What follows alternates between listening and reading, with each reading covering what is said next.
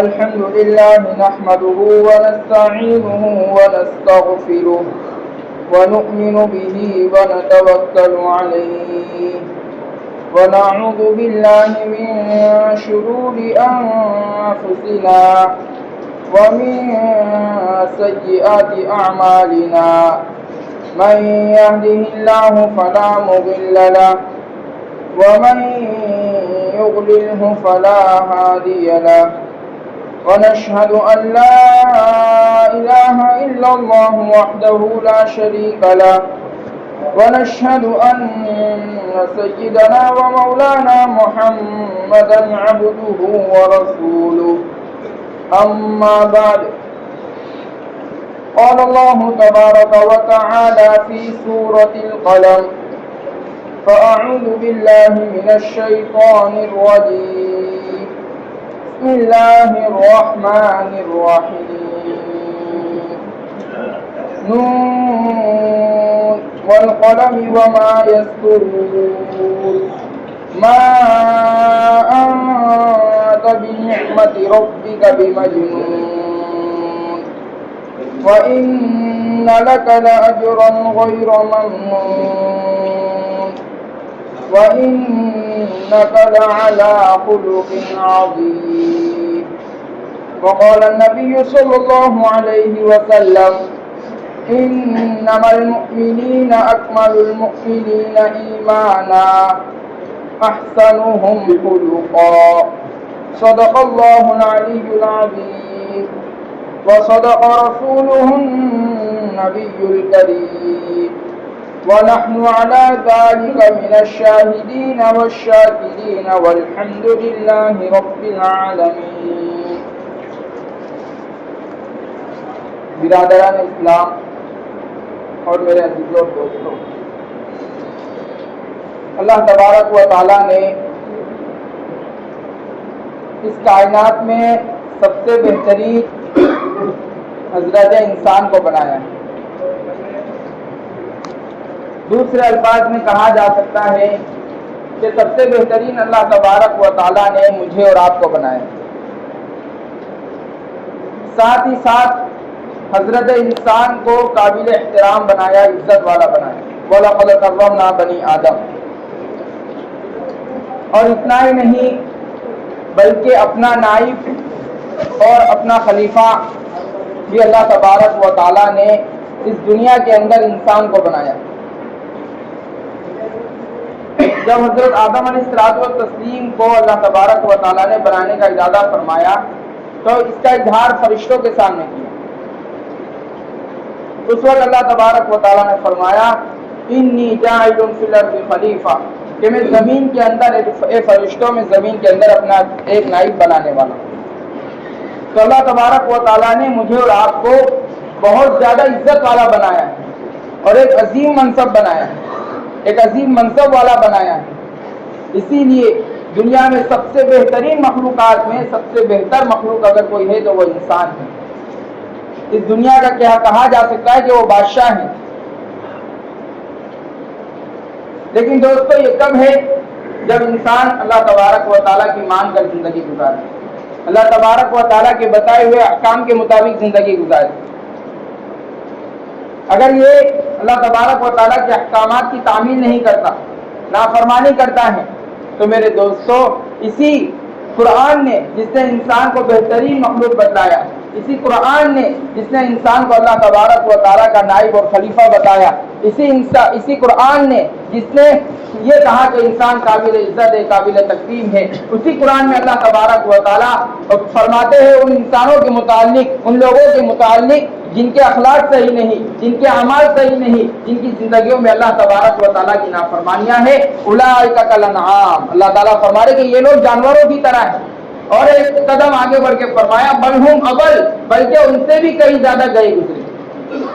پتا چلا کہ انسان تو فی نفسی ہی عزت والا ہے، قابل احترام ہے، لیکن اس کے اعمال اور اس کے اخلاق اسے یا تو کبھی بلندیوں پر پہنچا دیا کرتے ہیں یا پھر اس بلندیوں سے اسے ذلت کی گھاڑی میں اور ذلت کی تہوں میں سے ڈال دیا کرتے ہیں. ابھی ہمارے استاد مکرم بھی دوران درس ایک مرتبہ فرما رہے تھے کہ ہر شخص قابل عزت ہے، قابل تکریم ہے، لیکن انسان کے کچھ اپنے اعمال ہوتے ہیں جن کی بنا پر وہ ذلت کے اور پستی کے اندر چلا جاتا ہے۔ میرے دوستو، ایک انسان کب تک انسان ہے اور کب تک وہ ہمیں اچھا لگتا ہے؟ جب تک اس کے اخلاق اچھے ہو۔ اگر اس کے اخلاق اچھے نہیں ہیں، اس کی بول چال ٹھیک نہیں ہے، اس کے معاملات صحیح نہیں ہیں، اس کا رہن سہن کا طریقہ صحیح نہیں ہے، تو میرے دوستو یہ انسان لوگوں کے لیے ایک موذی جانور کی طرح بن جاتا ہے۔ جیسے سانپ آتا ہے آدمی ڈرتا ہے، بچھو سے ڈرتا ہے، کیڑے مکوڑوں سے ڈرتا ہے، ایک انسان دوسرے انسان سے اسی طرح ڈرنے لگ جاتا ہے۔ اور اللہ معاف فرمائے، آج ہمارے اعمال میرے دوستو بہت زیادہ گر چکے ہیں۔ ہم اعمال کی اور اخلاق کی ایک بلند مقام پر تھے۔ صحابہ کے واقعات آپ پڑھیے، اللہ والوں کے واقعات پڑھیے تو یقین نہیں آتا ہے۔ کیوں؟ کہاں کہ ہم پستیوں میں اتنے چلے گئے کہ ہمیں اس بات کا یقین نہیں آتا ہے۔ جیسے کتابوں میں لکھا ہے کہ پہلے ایسے پہلوان ہوتے تھے، ایک بکرا کھا لیا کرتے۔ ہمارے زمانے میں جو ہلکی پھلکی چیز ہضم نہیں ہوتی، ہمیں یہ بات یقین نہیں آئے گی، بولے جھوٹے، کیا بولیں گے؟ کیوں؟ کہاں کہ ہم نے وہ طاقت کا زمانہ نہیں دیکھا، ہم تو کمزوری کا زمانہ دیکھ رہے کہ تھوڑا میدا کھا لیا تو پیٹ خراب، ذرا کھانے میں ٹائم آگے پیچھے ہو گیا، کھانا وہی کھایا تو بھی پیٹ خراب۔ اب اس سے کہاں سمجھ میں آئے گا کہ ایک بکرا کوئی کھا سکتا تھا یا آدھا بکرا کوئی کھا سکتا ہے، لیکن یہ حقیقت ہے۔ تو اسی طرح سے ہمارے اخلاق اتنے گئے، اتنے گزرے، کیا صحابہ کے واقعات اور بزرگان دین کے واقعات اور اولیاء اللہ کے واقعات سنائے جاتے ہیں تو بعض حضرات اعتراض کرتے کہ ایسا نہیں ہو سکتا۔ کیا نہیں ہو سکتا؟ ایسا نہیں ہو سکتا۔ نہیں میرے دوست، تو میں عرض کر رہا تھا کہ مسلمان جو ہے وہ اخلاق کے اعتبار سے بہت اعلیٰ مقام پر تھا۔ اس کے اخلاق ایسے تھے کہ اپنے تو اپنے غیر بھی اس پر بھروسہ کرتے۔ اور آج حالات کیا ہے؟ ایک بھائی دوسرے بھائی سے ڈر رہا ہے، دشمن سے نہیں ڈر رہا ہے۔ ایک مومن کہا جائے، ایک مسلمان دوسرے مسلمان سے ڈر رہا ہے۔ پڑوسی مسلمان ہے لیکن پھر بھی ڈر ہے کہ کچھ نقصان نہ پہنچا دے، کچھ تکلیف نہ پہنچا دے۔ اپنے گھر میں رہتے ہوئے بھی انسان محفوظ نہیں ہے، کہا کچھ چوری نہیں ہو جائے، کچھ نہ ہو جائے۔ یہ سب کیا ہو گیا دوستو؟ کہا کہ اسلام کو ہاتھ سے چھوڑا، اللہ تعالیٰ کی فرمانبرداری کو چھوڑا تو اب ایک شخص اپنوں سے بھی ڈر رہا ہے۔ غیر اور دشمنوں کی بات تو بہت دور کی بات ہے، چور اور ڈاکوؤں کی بات تو بہت دور کی بات ہے، اپنوں سے ڈر لگنے لگا۔ اگر کوئی شادی پیسہ مانگنے آ جائے، انسان پہلے ڈر جاتا ہے کہ یہ واپس کرے گا کہ نہیں کرے گا۔ ایسے حالات ہو گئے، یعنی ایک مسلمان دوسرے مسلمان کی مدد نہیں کر سکتا ہے۔ اللہ کی بات نہیں کر رہا، پیسہ واپس کرنے والا ہے، پھر بھی انسان مدد نہیں کر سکتا ہے، ڈر رہا ہے کہ کہیں یہ میرے ساتھ یہ کیا کرے گا، واپس نہیں کرے گا۔ میرے دوستو، آج ہم جو پیچھے ہیں وہ اپنے اخلاق کی وجہ سے ہم اس کو ڈالتے رہتے نہیں۔ دوستو وہ اپنی جگہ ٹھیک ہے، لیکن ہمیں اپنا بھی محاسبہ کرنا چاہیے، اپنا بھی جائزہ لینا چاہیے۔ اللہ کے رسول علیہ الصلوۃ والتسلیم نے جب اسلام کی دعوت دینا شروع کی تو کتنا موافق زمانہ تھا، کوئی بھی موافق نہیں تھا، پورا خاندان، پورا مکہ کہہ لیا جائے پورا شہر مخالف ہو گئے۔ لیکن اخلاق کی اللہ کے رسول صلی اللہ علیہ وسلم نے وہ اخلاق پیش کیے کہ ایک طرف وہ مخالفت کر رہے ہیں، دوسری طرف وہ اپنی امانتیں اللہ کے رسول علیہ الصلوۃ والتسلیم کے پاس رکھتا ہے۔ اندازہ لگائے، یعنی پتہ ہے کہ یہ دشمن ہے، ہم ان کی دشمنی کر رہے ہیں، ان کی مخالفت کر رہے ہیں، لیکن امانتیں کس کے پاس رہیں گی؟ اللہ کے رسول علیہ الصلوۃ والتسلیم کے پاس۔ امانت کا کتنا اعلیٰ مقام ہے۔ کہا دلیل کیا ہے؟ دلیل یہ ہے کہ اللہ کے رسول علیہ الصلوۃ والتسلیم مکہ کے اندر دعوت دے رہے ہیں اور صحابہ اکرام پر، آپ علیہ الصلوۃ والسلام پر ہر طرح کے مظالم ڈھائے جا رہے، تکلیفیں دی جا رہی ہے، ماننے والوں کو بھی چین سے نہیں رہنے دیا جا رہا ہے، اور پھر اللہ تبارک و تعالیٰ کی طرف سے ہجرت کا حکم آتا ہے۔ تو اس وقت اللہ کے رسول علیہ الصلوۃ والتسلیم نے جب رات کے وقت نکل رہے تھے ہجرت کرنے کے لیے، حضرت علی کو بتایا تھا یہ امانتیں لو، امانت داروں تک پہنچا دینا، جن کی امانتیں ان تک پہنچا دینا۔ اللہ کے رسول کو مکہ چھوڑنے پر مجبور ہونا پڑا، اتنی تکلیفیں دی گئی، لیکن امانتیں کس کے پاس ہیں؟ اللہ کے رسول علیہ الصلوۃ والتسلیم کے پاس۔ اسی لیے میرے دوستوں وہ نبوت سے پہلے کیا کہتے تھے؟ کہا کہ آپ سچے ہیں، آپ امین ہیں، آپ امانت دار ہیں۔ تو اخلاق کتنے اعلیٰ تھے، کتنے بلند مقام، کتنے بلند تھے۔ آج ہمارے یہاں اخلاق اور اعمال کیسے ہو چکے کہ ہم اپنی امانت اپنے کسی پہچان والے کے پاس بھی نہیں رکھ سکتے کہ پتہ نہیں حفاظت کرے گا کہ نہیں کرے گا۔ آج اخلاق ہمارے اتنے ہو گئے کہ دشمن تو دور کی بات ہے، اپنے بھی ہم سے ڈرنے لگے۔ یہ سب کیا ہوا؟ کہا کہ اسلام کو ہم نے چھوڑ دیا ہے۔ اسلام نے کہا تھا صبر و قناعت والی زندگی گزارنا، ہمارے زمانے میں صبر و قناعت نکل گیا زندگی میں، لالچ آ گئی اس کی جگہ۔ پہلے زمانے میں ہمارے استاد بتلا رہے تھے کہ جو سخی ہوتا تھا اس کا گھر ذرا اونچائی پہ ہوتا تھا، وجہ کیا تھی؟ وجہ یہ تھی کہ کوئی بھی گھر میں مظلوم آئے تو اس کو گھر تلاش کرنے میں اس سے دقت نہ ہو، کیونکہ گھر اونچائی کر بھائی سمجھ جائے گا کہ یہ کوئی جود و سخا والا آدمی ہے، یہ دینے لینے والا آدمی ہے۔ لیکن ہمارے زمانے میں ایسا نہیں ہے۔ کیوں نہیں ہے؟ کہا کہ ہمارے زمانے میں لالچ ہے، سو روپیہ ہوگا تو بھی وہ لینے جائے گا، گھر پہ کھانا بنانے کی طاقت ہے تو بھی وہاں پہ سارا وہ راشن لینے جائے گا، اپنا پیسہ بچائے گا، وہاں سے فری کا مال لائے گا۔ اس لیے آج ہمارے زمانے میں جود و سخا کرنے والے بھی ڈرتے، یہ واقعہ مستحق ہے کہ نہیں؟ کیوں؟ کہا کہ حرص اور لالچ ہمارے اندر آ گئی، تھوڑے پہ قناعت کرنا ہم بھول گئے۔ نتیجہ یہ ہوا کہ جو بیچارے مدد کرنا چاہتے وہ بھی بہت ڈرتے کہ پتہ نہیں ہے مستحق بھی یہی ہے۔ زکات دینے سے پہلے آدمی 100 بار سوچتا ہے کہ میرے سامنے تو یہ رو رہا ہے لیکن پتہ نہیں اس کی اصلی حالت کیا ہے، اور کتنے ہی لوگ ایسے پکڑے گئے۔ تو میرے دوستو یہ اخلاق جو ہے، یہ اخلاق میرے دوستو ایک مسلمان کے بہت بلند ہونا چاہیے۔ اللہ کے رسول علیہ الصلوۃ والتسلیم نے ارشاد فرمایا ان اکمل المؤمنین ایمانا احسنهم خلقا، کہ تم میں سب سے کامل ایمان والا وہ شخص ہے جس کے اخلاق اور کیریکٹر بہت اچھے ہیں۔ قرآن مجید کو آپ پڑھے تو آپ کو اخلاق اور قرآن مجید بتائے گا کہ اخلاق کیا ہے۔ سورہ حجرات، حدیث پاک نہیں بول رہا، حدیث پاک میں تو ایک ایک بات کو بالکل واضح طور پر بیان کیا گیا ہے کہ اخلاق کیا ہے، کس طرح سے معاشرت کے اندر رہنا ہے، پڑوسیوں کے کیا حقوق ہیں، ساری چیزیں ہیں۔ لیکن قرآن مجید نے اشارے کیے ہیں اور اس کی تشریح حدیث مبارکہ کے اندر موجود ہے۔ سورہ حجرات کو آپ پڑھیے، اللہ تعالیٰ فرما رہے یا ایھا الذین آمنوا لا یسخر قوم من قوم، کہ اے مومنو سن لو، ایک دوسرے کا مذاق مت اڑاؤ۔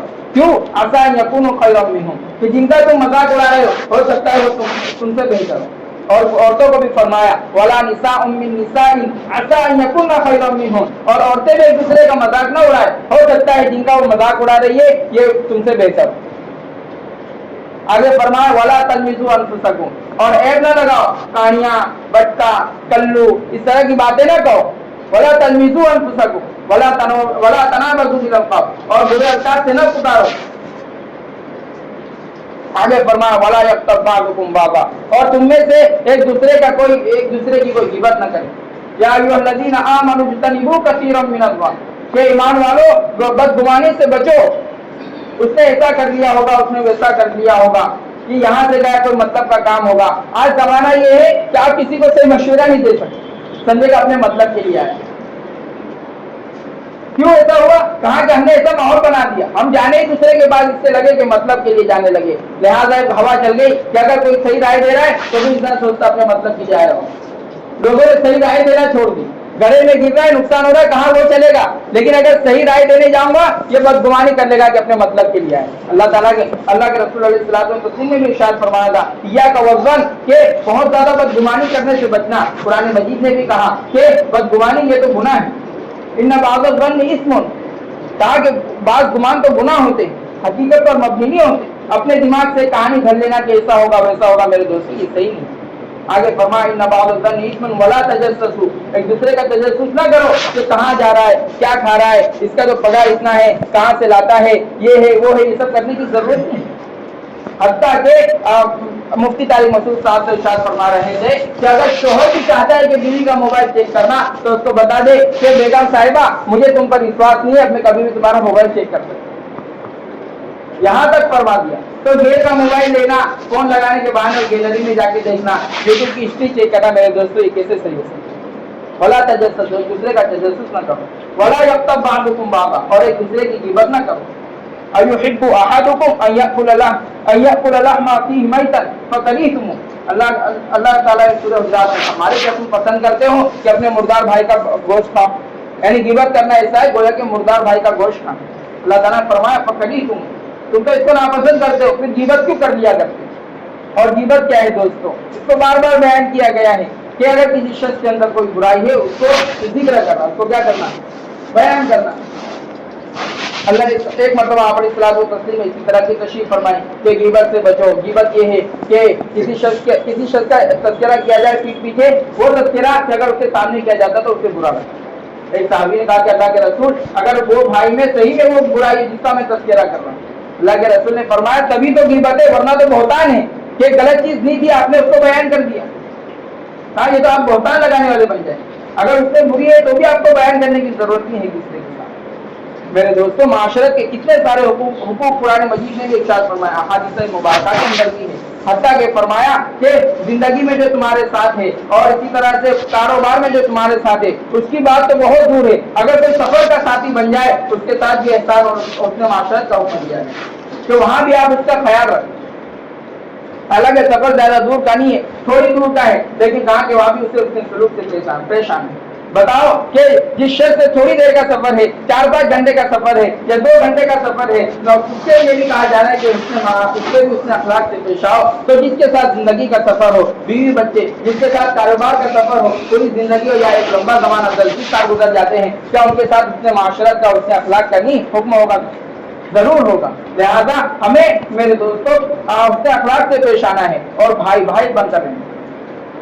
اللہ کے رسول علیہ الصلوۃ والتسلیم نے تو پورے مسلمانوں کو ایک جسم کے مانند قرار دیا تھا کہ اگر کہیں ایک جگہ بھی تکلیف ہوتے پورے مسلمان طرف ہوتے۔ لیکن اللہ معاف فرمائے آج ہماری حالت کیا ہے؟ پڑوسی کئی دنوں سے بیمار ہوتا ہے، ہمیں پتہ ہی نہیں، فالتو بیٹھے وہاں وقت گزاریں گے، ایسا نہیں کہ بھائی بہت ضروری کام میں تو پتہ نہیں چلا، ایسا نہیں ہے، پتہ ہوتا ہے تو بھی بعض لوگ تو جاتے ہیں، اول تو پتہ ہی نہیں رہتا ہے کہ بازو میں کیا کر رہا ہے، کون بیمار ہے، کیا ہے۔ میرے دوستوں ایک دوسرے سے اللہ کے رسول علیہ الصلوۃ والتسلیم نے ارشاد فرمایا لا تحقرن من المعروف شیئا، کہ کسی بھی چیز کو تم کوئی بھی نیک کام کو ہلکا نہ سمجھو کہ اتنا سا کام اس کو کیا کرنے کی ضرورت ہے۔ کہا کہ اگر بھائی سے خوش چہرے سے یعنی بشاشت کے چہرے سے ملو گے، کہا کہ یہ بھی صدقہ ہے، یہ بھی نہیں ہے۔ تو ایک بھائی کے لیے یہ اس کی عیادت پرسی کے لیے، اس کی بیمار پرسی کے لیے جانا، کیا یہ ثواب نہیں ہوگا؟